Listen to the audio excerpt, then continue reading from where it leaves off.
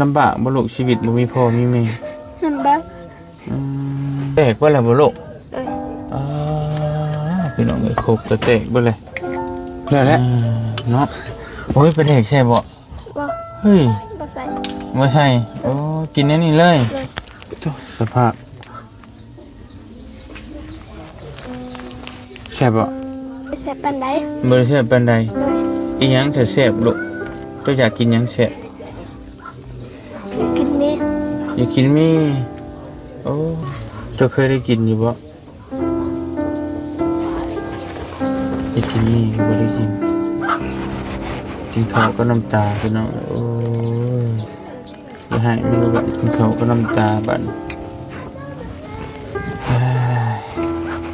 ก็จะไปหันข้านเจ้าอยากไปกินเองได้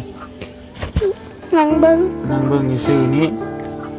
โอ้เจ้าอยากอีบ่ขนมอยากบ่ อยาก โอ้แต่บ่มีเงินซื้อเจ้าก็นั่งเบิ่งซื่อบ่ เลย